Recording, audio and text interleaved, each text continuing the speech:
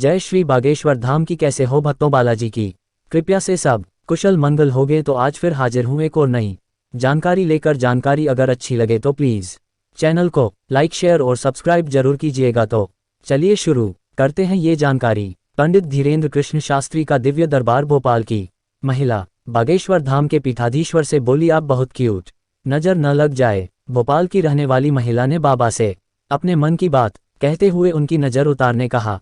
भोपाल के करौंद में बागेश्वर धाम के पीठाधीश्वर पंडित धीरेन्द्र कृष्ण शास्त्री के दिव्य दरबार के दौरान भोपाल की एक महिला ने उनसे कहा, आप बहुत क्यूट हैं, आपको नज़र न लग जाए, ऐसा लगता है बार बार आपकी नज़र उतारूं। धीरेन्द्र शास्त्री ने भी मुस्कुराते हुए महिला से धन्यवाद कहा।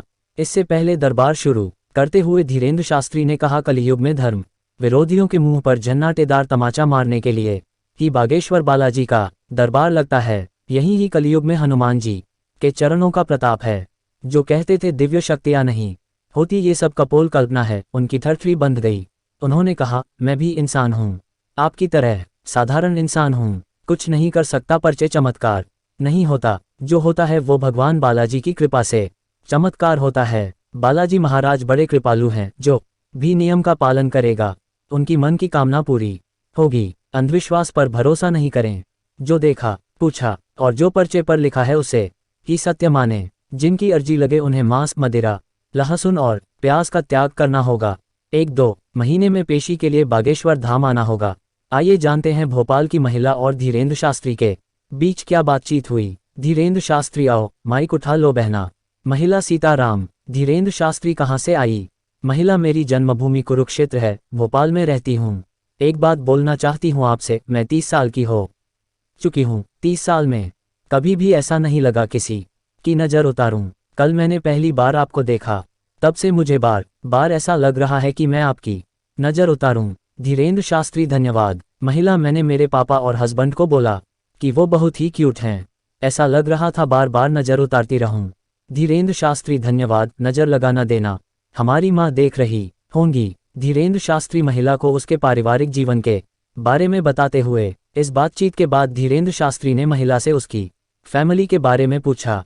धीरेन्द्र शास्त्री ने सवाल बताया कि आपका प्रेम विवाह है, आपको शंका है कि पारिवारिक जीवन सही से चलेगा या नहीं। धीरेन्द्र शास्त्री ने कहा, बिल्कुल चलेगा, आपको अपने वाणी पर अंकुश रखना है।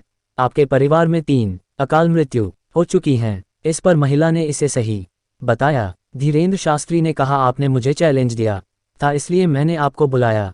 आपने वहां खड़े होकर कहा था आप मन की बात जानते हो। अगर इस पंडाल में हनुमान जी और ये मूर्ति सही और इनके पास हनुमान जी हैं तो हमें बुलाएं।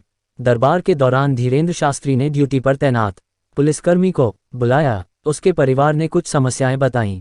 धीरेन्द्र शास्त्री ने उनको समाधान भी बताया। हनुमान जी पर सब कुछ छोड़ दो। धीरेन्द्र शास्त्री ने कहा कि या तो आज से ही मंदिर जाना छोड़ दो, या फिर आज से अभी से बागेश्वर हनुमान जी पर सब कुछ छोड़ दो। इसकी 3 शर्तें हैं। पहली ये कि आज से हमारे चक्कर में नहीं पड़ना। दूसरी शर्त, मांस मदिरा छोड़कर महीने में एक बार बागेश्वर धाम की पेशी शुरू कर दो। तीसरी शर्त यह है कि घर पर ही ऊँ बागेश्वर नमः का जाप शुरू कर देना। इसके बाद किसी पर्चे की जरूरत नहीं है। अगर जीवन में संकट आएंगे तो बालाजी आपके सामने आकर खड़े हो जाएंगे। दिव्य दरबार में धीरेन्द्र शास्त्री के सामने बैठी गुना से आई महिला से कहा, कॉस्मेटिक की दुकान शुरू करें। दरबार में पहली अर्जी गुना जिले के चाचौड़ा से आईं वंदना राठौर की निकली। मंच पर पहुंची वंदना ने अपने दोनों बच्चों की अच्छी परवरिश के बारे में पूछा। महिला से धीरेन्द्र शास्त्री ने उन्हें उनके पति की अकाल मृत्यु के बारे में बताते हुए पूजा पाठ कराने का कहा। वंदना राठौर से ये भी कहा कि वे कॉस्मेटिक की दुकान शुरू करें। इसके साथ ही उन्होंने बच्चों की अच्छे जीवन और शिक्षा की बात कही। धीरेन्द्र शास्त्री ने महिला से कुछ मंत्रों का जप करने भी कहा। सागर के बिलोआ गांव से आए शिवम रजक धीरेन्द्र शास्त्री से अपने सवाल पूछते हुए सागर से आए युवक को बच्चा होने की डेट बताई। सागर के बिलोआ गांव से आए शिवम रजक ने अपने घर की परेशानी बताई, संतान नहीं होने की बात कही। धीरेन्द्र शास्त्री ने शिवम को अपने पास बुलाया और पर्चे में लिखी गई लाइन पढ़ने को कहा। शिवम ने वही पढ़ा जो धीरेन्द्र शास्त्री ने कही थी। इसके बाद धीरेन्द्र शास्त्री ने कहा, 2025 की 7 नवंबर को संतान का योग। घर में परेशानी ज्यादा है, इसलिए घर की मिट्टी लेकर आना।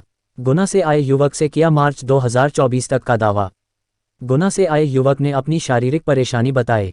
धीरेंद्र शास्त्री ने कुछ पूजा पाठ करने कहा। दावा किया कि 9 मार्च 2024 तक तुम्हारी पूरी दिक्कतें खत्म हो जाएंगी। ये 10 साल की समस्या खत्म हो जाएगी। धीरेंद्र शास्त्री के दरबार में आई एक महिला अपने परिवार की परेशानी बताती हुई रोने लगी। दिव्य दरबार के बाद बाधाओं से पीड़ित लोगों का मंत्रों से धीरेंद्र शास्त्री ने उपचार किया। निंदा उसी की होती है जो जिंदा है। श्री हनुमत कथा के अंतिम दिन पंडित धीरेंद्र कृष्ण शास्त्री ने कहा, जहां कुछ भी न हो, सिर्फ हवा पवन है, इसका मतलब है वहां हनुमान जी हैं। निंदा करने वालों को तुम्हारे काम से नहीं, नाम से परेशानी होती है, लेकिन निंदा उसी की होती है जो जिंदा है। मुर्दों की कौन निंदा करता है?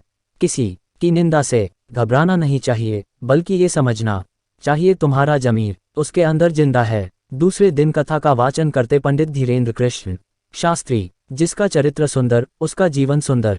उन्होंने कहा, जिसका चरित्र सुंदर होता है उसका जीवन भी सुंदर होता है। जिस तरह से तीनों लोकों पर हनुमान जी का अधिकार है, ठीक इसी तरह तीनों कालभूत, भविष्य और वर्तमान पर हनुमान जी का अधिकार है। सभी सुख प्राप्त करने के 2 ही उपाय है। पहला, अपने गुरुदेव के चरण पकड़ो। दूसरा, हनुमान जी का आचरण अपनाओ। हनुमान जी ने भगवान राम के काज को संभाला था। आपने उनका सदुपयोग किया तो चारों युगों में हनुमान जी की तरह पूजे जाओगे। इससे ये भी सीख सकते हैं कि भगवान की कृपा से मनुष्य को संसार की समस्त प्रकार की वस्तुएं मिलती हैं। उनका सदुपयोग करेंगे तो हम भी हनुमान जी की तरह पूछे जाएंगे। उन्होंने कहा, धन्य है वीर बजरंगबली, वो कहते हैं हमें भगवान श्री राम के काज के अलावा विश्राम ही नहीं, और हम लोगों को विश्राम के अलावा कोई काम नहीं। हनुमान जी के चरित्र से हमें एक एक अंक की सदुपयोगिता सीखनी चाहिए। अगर हमने हनुमान जी की शरण ले ली तो हनुमान जी सदा हमारे साथ रहेंगे। जब चलने लगेंगे तो हनुमान चालीसा की चौपाई सब सुख लहे तुम्हारी सरना, तुम रक्षक काहू को डरना सिद्ध हो जाएगा। कथा के दूसरे दिन प्रसिद्ध भजन गायिका मैथिली ठाकुर ने मोरी छोड़ो ने अवक से यह भजन गाया। वीडियो को अंत तक देखने के लिए आपका धन्यवाद। जय श्री बागेश्वर धाम। ऐसी ही और अच्छी वीडियो देखने के लिए हमारे राज सेठ कहानियां चैनल को लाइक, शेयर और सब्सक्राइब करें। धन्यवाद।